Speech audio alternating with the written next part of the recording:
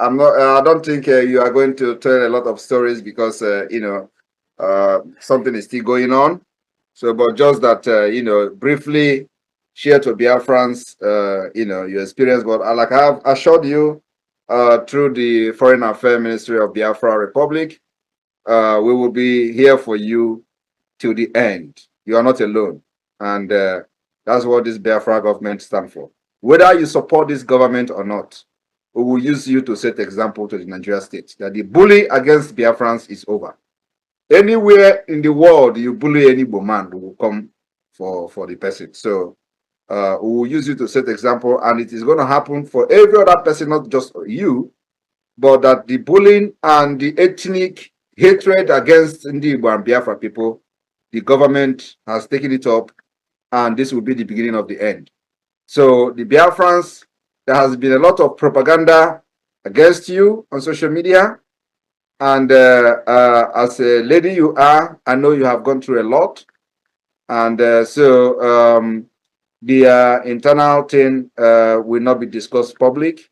The government will support you, both your legal representative and then also making sure that we provide witnesses if need be. I believe that has been briefed.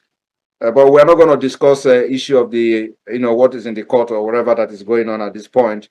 But just know that you are not going to be alone and you will never be alone. We will use you to set example to Nigeria state.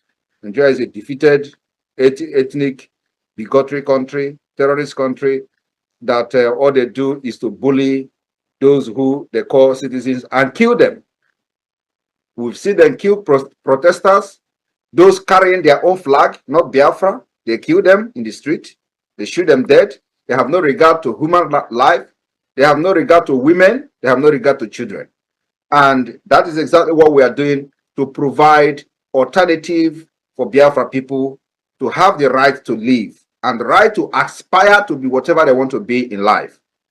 And that's why we are doing what we are doing here. A lot of people will not understand the job we are doing until Nigeria begin to bully them like they have bullied you. Before you, then you know that indeed, actually, there is a hope. And only that when you discover there is a hope, you will continue to hope hopelessly on Nigeria. Nigeria is a failed state, and every Biafran, including those who are running for political positions in Nigeria, don't know that their life are like this until it will happen to them. But like I said, I have not spoken with you before. But what I did is that I directed the relevant department of the Biafra government in exile, which is the Foreign Affairs Ministry of the Biafra, to swing into action and make sure that we protect you as a government. The main primary purpose of a government is to fight for its citizens. And even though we are in exile, and of course we are also in the homeland, the de facto government, which a lot of people don't actually know, it is a prerequisite requirement that is required of any government is that you must be able to provide security of life and property of the people. We have done that in Biafra land. And it is not only in Biafra land, we are also doing it globally. And your own is in the public and is going viral because of the nature of the case.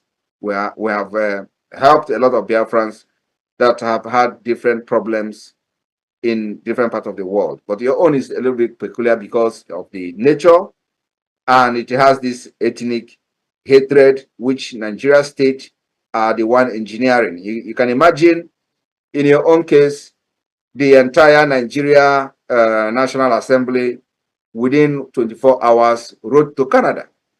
These are people, and the worst part of it is that there are people who are from Biafra land, which we have given vote of no confidence because they doesn't represent the people that voted them or the people that they claim they are representing in Abuja. What they did was to join the Fulani Caliphate to condemn their own.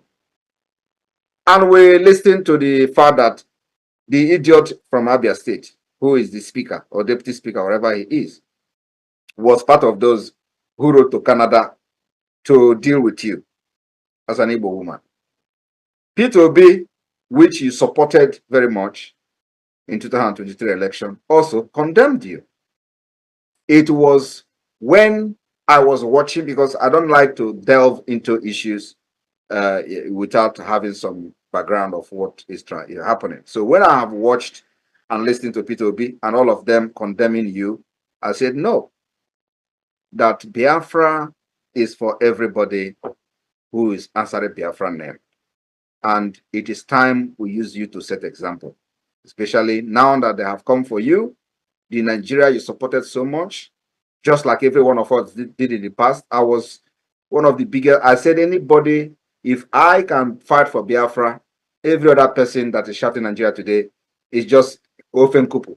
Because I suffered for Nigeria, fight for Nigeria, did a lot for Nigeria. So if I can turn around when I see that there is no way under Nigeria, I believe that it is just a matter of time. Everybody will turn their back. So we decided to come to help you. And that's why P2B, after our first tweet about you, P2B changed and withdrew the statement and begin to talk something different. But that's who we are. The same P2B, we have also made it very clear to Nigeria State that any day they arrest him, because we know they are planning to arrest him. Any day they arrest him, we will increase the resistance that we are giving them today, ×3. P2B is not part of what we're doing, but just the same hands of fellowship and the same open door we have for you, the same thing we have for P2B, irrespective of what he has done to us. Even if we are going to do anything, or if anything is going to happen to P2B, it must not be Nigeria. We will never allow them to do anything to P2B.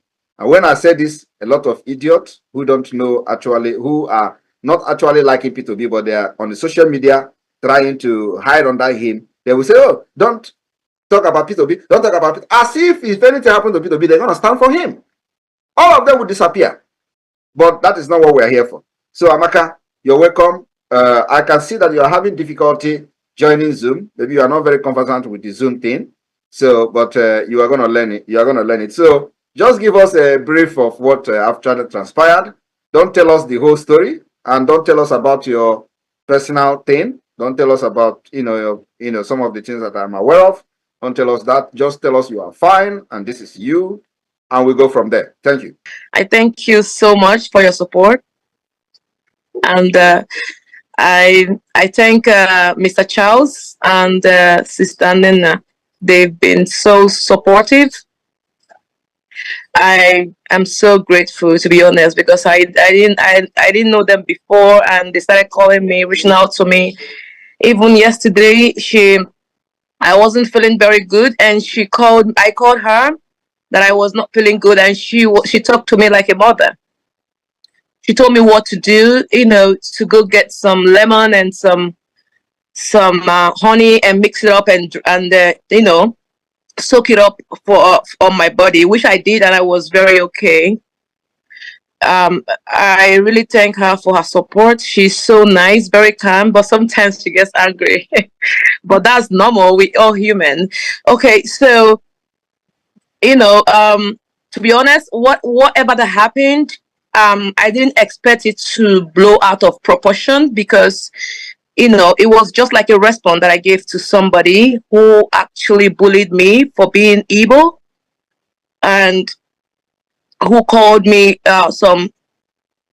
slandered my name and the names of the Igbos as a whole, and wanted to change my history. At some point, I was thinking if actually my history that my parents told me was right, because you see some other tribes, on social media telling you about your history, that the Igbos are slaves and things like that, which is highly unacceptable. I see a lot of people agree to that and say, oh, maybe it's true, but I'm not gullible, because I'm not going to accept whatever someone says about me or my history or my people. Yeah, I think the federal government blew it out of proportion, because it was a response from I don't want to mention their So names because I was asked from the authority not to mention the names of these people at this point until the case is over. Yeah, so they made it like that, and I don't know why, but at this point I started to realize because of my tribe, that's why it went overboard. Yeah, so like you said I shouldn't touch every base, but I'm just hoping that everything will be okay. But with you guys standing beside me, I'm very confident, and I really appreciate everyone. And at this point, I have decided to use my voice to, to bring the Igbos together, because I wouldn't say that I love Igbos so much, but I do love Igbos too much. That's the truth. But sometimes when I say this, people be like, "Oh, you always feel like you're the only Igbo." No, I have this passion. I didn't know the video was going to go viral, because you hear when I say that Igbo men are too quiet and things like that. That's how I feel, that Igbo should speak up. We should, our voice, our phone and everything is our weapon, and we have to use it. Your pen, your paper is your weapon. Your computer is your weapon. So you have to use it wisely, so yeah. So recently, I have been talking about, bringing the Igbos together, because when this thing happened, I realized that a lot of the Igbos, there's a little bit of, yeah. So I'm trying to bring people together and, listen to everybody's complaint, and, talk